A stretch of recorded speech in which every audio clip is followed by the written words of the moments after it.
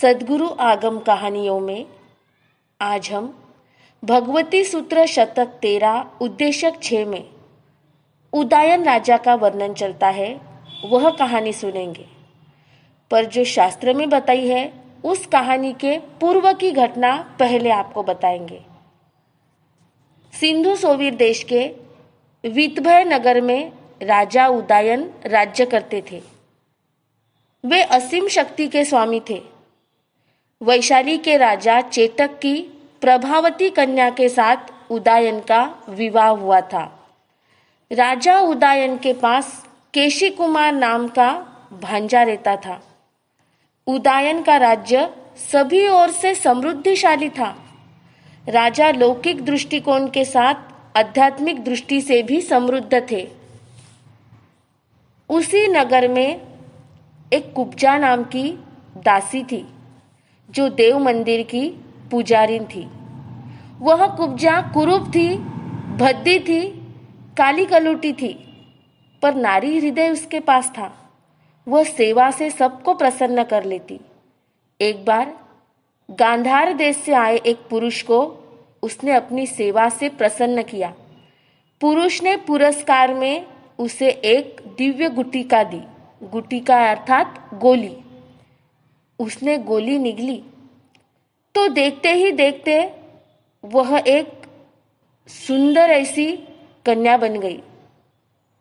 देखने पर लगा कि विश्व की रूप राशि सब इसी में पूंजीभूत हो गई हो। कुब्जा अब अनिंद्य सुंदरी, मोहिनी और स्वर्णवर्णी हो गई। उसका नाम भी कृष्णा कुब्जा से बदलकर स्वर्ण गुलिका हो गया। राजा उदायन स्वदार संतोषी, द्वादश व्रती श्रावक के लिए वह तो परदारेशु मातृवत थी और अन्य किसी में इतना साहस नहीं था जो देव पुजारिन का पुजारी बने। स्वर्ण गुलिका के रूप की चर्चा चारों ओर होने लगी और मालवपति चंडप्रद्योत, जिसकी राजधानी थी उज्जैनी। चंडप्रद्योत दुर्धर्ष योद्धा, विकट लड़ाकू और छल बल का सहोदर था। उसका उद्देश्य था सफल होना, दुश्मन को जीतना, अपनी इच्छाएं पूर्ण करना, भले ही उसे धर्म ठगाई करना पड़े, चोरी करना पड़े, छल बल का सहारा लेना पड़े और अपने कानों अपनी ही निंदा सुननी पड़े। वह ऐसा प्रचंड और विकट था कि लोग उसे चंडप्रद्योत की जगह उसे चंद्रप्रद्योत की तरह चंद्रप्रद्योत का नाम पर लोग उसे चंडप्रद्योत कहते थे। आसपास के राज्यों में भी उसका यही नाम प्रसिद्ध था। चंडप्रद्योत की एक दुर्बलता भी थी और वह थी उसकी काम लोलुपता। जब भी वह काम के वशीभूत होता, एक राजा के गौरवपूर्ण पद से नीचे उतरकर छिछोरा मनुष्य बन जाता। चंडप्रद्योत के कानों में उदायन की दासी का अप्रतिम सौंदर्य सुना तो उसे देखने के लिए वह लालायित हो गया। गुटिका ने एक बार स्वर्ण गुलिका का संदेश चंडप्रद्योत राजा को आया कि यदि समय आने पर विधभय के साथ ईंट से ईंट बजाने का साहस हो तो मैं आपके साथ भागने के लिए तैयार हूं। मुझे लेकर जाना है तो युद्ध की तैयारी भी करके रखना, ईंट से ईंट बजानी पड़ेगी।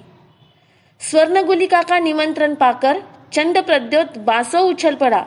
जो होगा सो देखा जाएगा। और यह सोचकर अनलगिरी नामक अजय गंध हस्ती पर चढ़कर रात के अंधेरे और सन्नाटे में वीत भय के देव मंदिर पहुंचा और राजा उदायन के कुल की देव प्रतिमा तथा स्वर्ण गुलिका दासी को चुराकर रातों रात भाग गया। शौर्य, बल, पराक्रम और वीरत्व होते हुए भी राजर्षि उदायन युद्ध विमुख रहने वाले शासक थे, क्योंकि धर्म में उनकी रुचि थी। श्रावक के 12 व्रतों का पालन उन्हें इष्ट था। जब युद्ध की अनिवार्यता होती तो मजबूरन युद्ध क्षेत्र में उतरते। तब भी वे इतना ख्याल रखते कि शत्रुता को पराजित किया जाए, शत्रु को नहीं। रक्तपात कम से कम हो और शत्रु से द्वंद्व युद्ध करके ही हार जीत का फैसला कर लिया जाए। प्रातःकाल का समय था। उदयन सम्राट का राज दरबार लगा था। राज सेवक ने एक संदेश दिया, जिसे सुनकर उदयन जैसे धीर ललित सम्राट का भी खून खौल उठा। सेवक ने कहा, प्रजापालक मालवपति चंडप्रद्योत स्वर्णगुलिका दासी और देव प्रतिमा को चुरा कर ले गया। उदयन ने तुरंत निर्णय दिया, चंडप्रद्योत कायर है, कायर पर मेरा हाथ नहीं उठता, पर चोरों को क्षमा करना भी उचित नहीं है। चंडप्रद्योत ने चोरी ही नहीं की, मुझे चुनौती भी दी है। अब तो ईंट का जवाब पत्थर से दिया जाएगा। अपने 10 सामंत राजाओं के साथ विशाल वाहिनी को लिए हुए उदयन जेठ की चिलचिलाती धूप में बढ़ा चल रहा था। मरु प्रदेश के चारों ओर रेत और उस पर पड़ी सूर्य किरणों से बनी मृग मरीचिका, पानी की एक बूंद के भी दर्शन नहीं। सेना में बढ़ने का उत्साह था, पर प्यास के मारे प्राण भी कंठ में अटक के थे। 3 दिन इसी तरह पानी के लिए तरसते हुए बीत गए। करना या मरना के कठोर संकल्प ने सेना को मालव भूमि के निकट पहुंचाया। एक पहाड़ी पर उदयन ने पड़ाव डाला और अपनी स्वर्गीय पत्नी प्रभावती देवी का स्मरण किया। देवी की कृपा हुई और मरुभूमि पर पानी की वर्षा होने लगी। प्रभावती देवी ने अपने देवी बल से वहां एक सदानिरा पुष्करिणी का निर्माण किया। आज अजमेर के निकट पुष्कर तीर्थ के नाम से यह जानी जाती है। सबने पानी पिया और प्यास बुझाई। मालव की धरती को रोनती हुई अवंती के रण क्षेत्र में जा उठी सेना।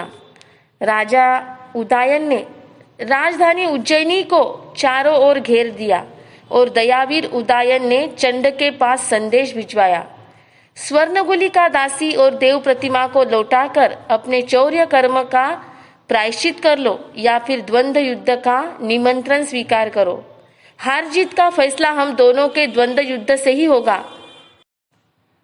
व्यर्थ का नरसंहार करने से कोई लाभ नहीं।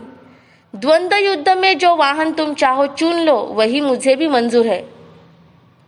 चंड ने चुराई हुई देव प्रतिमा और दासी को लौटाने से इनकार कर दिया और रथ युद्ध के लिए तैयार हो गया। उदयन रथ पर सवार होकर चंड से द्वंद्व युद्ध करने रणभूमि में आया। यहाँ भी चंड ने एक चाल चली। वह रथ के बदले अनलगिरी हाथी पर चढ़कर आया। उसकी इस धूर्तता को देखकर उदयन से उसकी भत्सना की। अरे छली, छल ही तेरा बल है। रथ का धोखा देकर तू गजारूढ़ होकर आया है। कायर, पहली बार तूने प्रतिभा भंग की। तुझे अपनी हाथी का बड़ा घमंड है। आज मैं तुझे बंदी बनाकर ही मारूंगा। उदयन ने बाण वर्षा से अनलगिरी को विचलित कर दिया। उसके चारों पैर, सूंड और मस्तक को छलनी बना दिया। दोनों ओर सेना द्वंद्व युद्ध का कौतुक देख रही थी। उदयन ने विद्युत गति से रथ को घुमाया और घायल हाथी पर से चंड को रथ में खींचकर बंदी बना लिया। उदयन ने सोचा, इसे ऐसा दंड मिलना चाहिए कि जिसे पूरा संसार इसके कामांध रूप की निंदा करता रहे। अतः उदयन ने उसके मस्तक पर दासीपति शब्द अंकित करवा दिया। विदभय की ओर प्रस्थान करते हुए उदयन ने मार्ग में 8 दिन का पड़ाव डाला। भादव का मास और पर्युषण पर्व। श्रावक व्रती जैन धर्मानुरागी अपने सामंत राजाओं के साथ पर्युषण पर्व करने उदयन राजा वहीं रुक गए। पर्व का 8वां दिन और अंतिम दिन संवत्सरी पर्व था। उदयन ने रसोइये से कहा, आज संवत्सरी पर्व है, मैं तो उपवास करूंगा। जो भी सैनिक, सामंत, सेनापति स्वेच्छा से उपवास करना चाहे वे करे। जो उपवास न करे उनके लिए भोजन बनाना, और हाँ, चंडप्रद्योत से पूछना जो वे खाना चाहे उनके लिए बना देना। उनसे कहना आज मेरा उपवास है। रसोइये ने चंडप्रद्योत से पूछा, आज आप क्या भोजन करेंगे? चंडप्रद्योत शंकित हुआ। आज से पहले कभी उससे पूछा नहीं गया। जो उदयन के लिए बनता था वही मेरे लिए। आज ही क्यों पूछा जा रहा है? शंकित चंड ने रसोइये से पूछा। आज ही मेरी इच्छा क्यों पूछी जा रही है? रसोइये ने बताया, क्योंकि महाराज उदयन संवत्सरी पर्व का उपवास करेंगे। वे भोजन नहीं करेंगे, इसलिए जो आप खाना चाहे बता दे।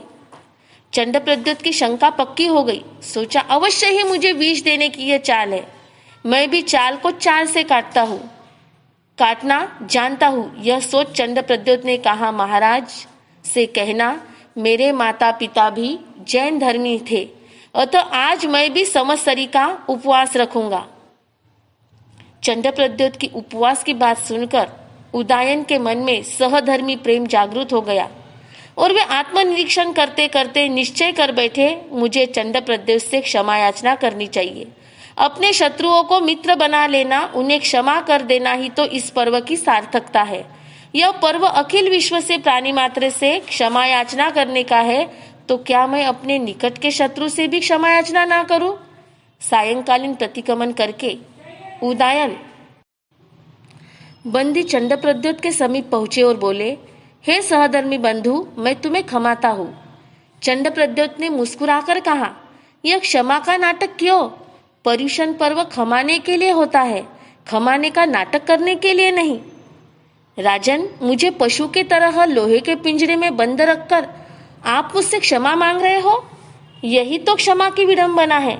यदि वास्तव में तुम्हारे हृदय में मेरे लिए क्षमा भाव है तो मुझे मुक्त करो। उदयन ने पुनः आत्मनिरीक्षण किया। चंड ठीक ही तो कहता है। इसके अपराध से शुद्ध होकर ही तो मैंने इसे बंदी बनाया था। यदि इसे मुक्त नहीं किया तो इसके अपराध को क्षमा भी नहीं किया। माना कि चंड दुर्दांत शत्रु है। ऐसे भयंकर शत्रु को छोड़ना एक राजा की महान भूल है, पर उदयन के क्षमावीर की पराजय भी तो नहीं हो सकती। इस प्रकार थोड़ी देर तक धर्म और राजनीति में द्वंद्व चला। राजा उदयन, युद्धवीर उदयन हार गया। श्रावक उदयन, राजर्षि उदयन तथा क्षमावीर धर्मवीर उदयन जीत गया।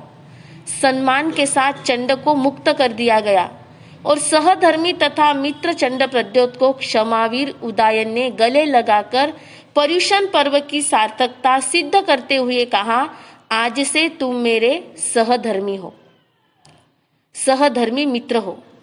जब उदयन ने ऊपर देखा तो चंड के कपाल पर दासीपति लिखा शब्द उसके मन में शूल सा चुभ गया। यह आवेश की भूल थी। उदयन ने चंड के भाल पर स्वर्ण पट्ट बांधा और दासीपति को ढक दिया और अपने पट्टबंध मित्र अवंतीपति चंडप्रद्योत को ससम्मान विदा कर दिया। इसके पश्चात भगवती सूत्र में वर्णन चलता है। उदयन राजा, एक बार उदयन राजा ब्रह्म मुहूर्त में उठकर धर्म जागरणा करते हैं और धर्म जागरणा में उन्होंने यह चिंतन किया कि धन्य है वो ग्राम नगर कि जहाँ पर परमात्मा महावीर विचरण करते हैं। अगर ग्रामानुग्राम विचरण करते हुए भगवान विदभया नगर में पधारे तो मैं भगवान के पास दीक्षित हो जाऊंगा।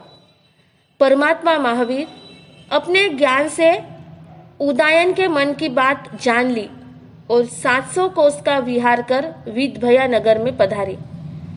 उदयन राजा ने परमात्मा की वाणी को श्रवण किया और दीक्षित होने का संकल्प किया। दीक्षा लेने के पूर्व उदयन राजा ने सोचा कि अभिची कुमार मेरा एक ही पुत्र है जो मुझे अत्यंत इष्ट एवं प्रिय है। अगर इसे मैं राज्य दे दूंगा तो यह मनुष्य संबंधी काम भोगों में मूर्छित हो जाएगा, तल्लीन हो जाएगा और अनादि अनंत दीर्घ मार्ग वाले 4 गति रूप संसार 8वीं में परिभ्रमण करेगा। इसलिए अभिजी कुमार को राज्यारूढ़ कर भगवान के पास दीक्षा लेना श्रेयस्कर नहीं है। इस अपितु मैं अपने भांजे केशी कुमार को राज्याभिषेक कर प्रवर्जित होना ही मेरे लिए श्रेयस्कर है। इस तरह का चिंतन कर राजा उदयन ने अपने भांजे केशी कुमार को राज्य सौंपा और स्वयं ने भगवान महावीर के पास प्रवर्जा अंगीकार की। प्रवर्जा अंगीकार करने के पश्चात अभिची कुमार चिंतन करता है कि मेरे पिता ने राज्य मुझे नहीं दिया बल्कि अपने भांजे को दिया और इसलिए वह अपने नगर से दुखी होकर अपने परिवार सहित चंपा नगरी में कोनिक राजा के आश्रय में रहने लगा। अभिची कुमार श्रमणोपासक था। जीव अजीव आदि तत्वों का ज्ञाता था। श्रमणोपासक होते हुए भी अभिची कुमार के मन में उदयन राजर्षि के प्रति वैर के अनुबंध युक्त थे। अंतिम समय तक उसकी आलोचना और प्रतिक्रमण किए बिना ही वह काल धर्म को प्राप्त हो गया। इससे वह असुर कुमार देवों में उत्पन्न हुआ और उदयन राजर्षि ने दीक्षा लेने के पश्चात उत्कृष्ट धर्म आराधना करके, संयम की आराधना करके मोक्ष पथ को प्राप्त कर लिया। इस तरह से उदयन राजर्षि की इस कथा से हमें यही शिक्षा लेना है कि हमें वैर शत्रु से नहीं, हमें शत्रुता को मिटाना है एवं उदयन राजा की तरह हर किसी को माफी मांगना है और माफ कर देना है। जय गुरु गणेश।